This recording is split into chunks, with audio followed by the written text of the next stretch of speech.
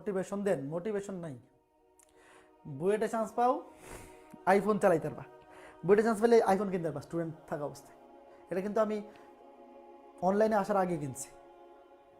না না, এটা তো 13টা 12 যেটা। বুয়েটে চান্স পাইলে আইফোন চালাইতে পারবা। বুয়েটে যদি চান্স না পাও তাহলে রেডমি চালাইতে হবে। বুয়েটে চান্স পাওয়ার মোটিভেশন এটাই। যদি বুয়েটে চান্স পাও তাহলে তোমার ডিমান্ড হবে একটা আইফোন, আর যদি বুয়েটে চান্স না পাও তোমার ডিমান্ড হবে একটা রেডমি ফোন। তো পার্থক্য তো বহুত। রিক্সায় বসে কান্নাকাটি করার চাইতে বাইকে বসে কান্নাকাটি করা ভালো। আর বাইকে বসে কান্নাকাটি করার চাইতে বিএমডাব্লিউতে বসে কান্নাকাটি করা ভালো, তাই না? এরকম না যে বুয়েটা চান্স পাইলে তোমার লাইফের দুঃখ কষ্ট শেষ হয়ে যাবে, এরকম না, তাই না? মানুষের লাইফের এরকম না যে তুমি বুয়েটা চান্স পেলে তোমার লাইফে খালি সুখ আর সুখ, দুঃখ কষ্ট থাকবে, কিন্তু দুঃখের লেভেল চেঞ্জ হয়ে যাবে। মানে তুমি যদি ন্যাশনাল ইউনিভার্সিটিতে পড়ো, তোমার কষ্টের লেভেল হবে, ইস আমার যদি একটা রেডমি নোট 10 প্রো ম্যাক্স থাকতো। আর তুমি যদি বুয়েটে পড়ো, তোমার তখন কষ্ট হবে, ইস আমার যদি একটা আইফোন 14 প্রো ম্যাক্স থাকতো। মানে তোমার জীবনে দুঃখ কষ্ট থাকবেই, দুঃখ কষ্ট থাকবে, কিন্তু দুঃখের লেভেল চেঞ্জ হয়ে যাবে।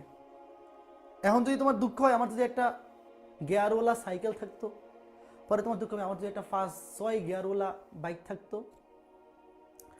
তো যদি কষ্টের লেভেল চেঞ্জ করতে চাও, পড়াশোনা করতে হবে। বুয়েটে চান্স পাওয়ার জন্য প্রচুর পড়তে হবে, প্রচুর মানে গাধার মতো পড়তে হবে। আমি যখন অ্যাডমিশন সিজনে লাস্ট 3 মাস তখন গাধার মতো পড়ছি। গাধার মতো কিরকম পড়ছি আমি বলি, মানে আমি কিন্তু এভারেজ স্টুডেন্ট। আমার দেখলেও তোমরা বুঝো আমি যে এভারেজ স্টুডেন্ট, আমি এক্সট্রাঅর্ডিনারি মানুষ না, এটা তো মানুষ দেখলেই বোঝা যায়। আমার ক্লাস করে তো তুমি বুঝো আমি যে মিডিয়াম ক্যাটাগরি স্টুডেন্ট, এটা তো দেখলেই বোঝা যায়। তো আমি অ্যাডমিশন টাইমে মানে ধরো এসএসসি লাইফে কিরকম হইতো, এসএসসি লাইফে হচ্ছে বাপ সামনে বসে আছে, মা দেখতেছে, আমিও পড়তেছি, বাপ চলে গেছে, আমি পড়া শেষ। আর এইচএসসি অ্যাডমিশন টাইমে 3 মাস, লাস্টের 2 মাস এরকম হয়েছে যে আমার বাবা বলতেছে আর পড়া লাগবে না, আজকে আর পড়া লাগবে না, ঘুমাই যাও। তো যেই দিন থেকে তোমার এরকম হবে যে তোমার পড়াশোনা দেখা তোমার বাবা মা টেনশন করতেছে যে এমনে পড়লে তো এ আধা পাগল হয়ে যাবে, এমনি যদি এইভাবে পড়তে থাকে তাহলে তো আধা পাগল হয়ে যাবে, যখন তোমার বাবা মা এসে বলবে আজকে আর পড়া লাগবে না, ঘুমা বেটা, তখন তুমি বুঝবা যে তোমার বুয়েটে চান্স পাওয়ার মতো, তোমার বুয়েটে চান্স পাওয়ার মতো একটা প্রিপারেশন হয়েছে।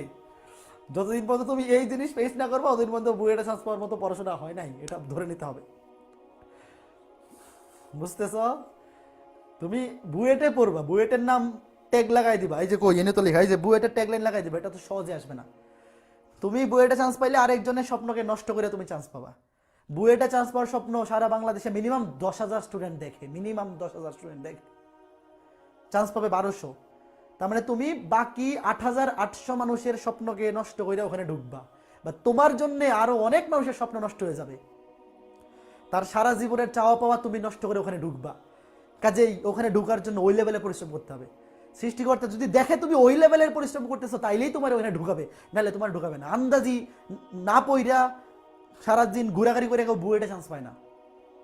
বুঝতে, যে বুয়েটে ফার্স্ট হয় সেও যদি গড গিফটেড ট্যালেন্ট হয় তাও সে ওই লেভেলে পরিশ্রম করে চান্স পায়। কাজেই তুমি 8,800 মানুষের স্বপ্নকে নষ্ট করে যে সিটটা তুমি পাবা, অবশ্যই তুমি যদি ওই লেভেলের পরিশ্রমী না হও, সৃষ্টিকর্তাও চাইবে না যে একটা অপরিশ্রমী মানুষ এখানে ঢুকে যাক, তাই না?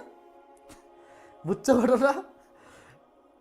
ঠিক আছে, তো সবাই ভালো থাকো, সুস্থ থাকো। আজকে ক্লাসটা এই পর্যন্তই, আগামী ক্লাসে দেখা হবে। আগামী ক্লাস রবিবারে, আগামী ক্লাসে আমাদের বৃত্ত অধ্যায় শেষ হয়ে যাবে। সেই পর্যন্ত সবাই ভালো থাকো, সুস্থ থাকো, গাছ লাগাও, পরিবেশ বাঁচাও। টাটা।